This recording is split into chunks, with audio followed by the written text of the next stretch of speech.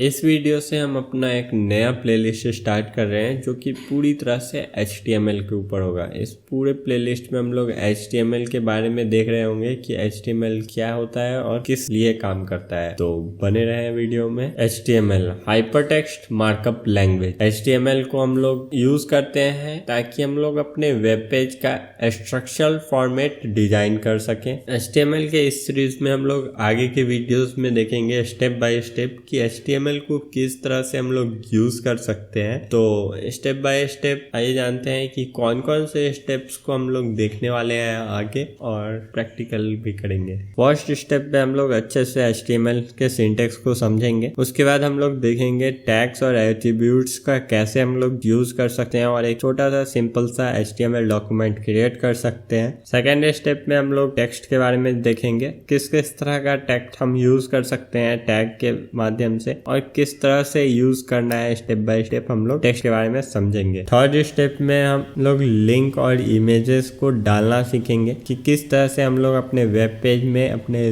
Link और images को डाल सकते हैं। फोर्थ स्टेप में हम लोग सिंपल सा एक HTML डॉक्यूमेंट के अंदर एक टेबल डिजाइन करेंगे। उस टेबल के अंदर हम लोग कुछ डाटा डालेंगे और देखेंगे कि किस तरह से हम लोग टेबल बना सकते हैं और उसके अंदर डाटा डाल सकते हैं। फिफ्थ स्टेप में हम लोग एक फॉर्म को क्रिएट करना सीखेंगे और साथ ही साथ देखेंगे कि हम लोग अपने कस्टमर का डाटा कहाँ पर जमा कर रख सकते हैं। सिक्स्थ स्टेप पे हम लोग देखेंगे HTML5 के बारे में। HTML5 HTML का एक लेटेस्ट वर्जन है जिसमें हम लोग को HTML का बहुत सारा नया फीचर्स देखने को मिलता है। तो उसके बारे में हम लोग जानेंगे कि HTML5 में क्या क्या नया फीचर्स हम लोग को देखने में मिलता है और इसकी मदद से हम लोग अपने डॉक्यूमेंट को कितनी अच्छी तरीके से लिख पा रहे हैं। सेवेंथ स्टेप में हम लोग अपने वेब पेज को एक सिंपल सा रिस्पॉन्सिव डिजाइन देंगे। रिस्पॉन्सिव डिजाइन बोलने का मतलब हर एक डिवाइस में एक तरह का डिजाइन जो कि हमारे PC, मोबाइल या टैब किसी भी तरह के डिवाइस में एक जैसा ही शो करेगा। तो देखेंगे इस स्टेप में हम लोग अपने वेब पेज को एक सिंपल सा रिस्पॉन्सिव सा डिजाइन देंगे। एथ स्टेप में हम लोग देखेंगे कि हमारा जो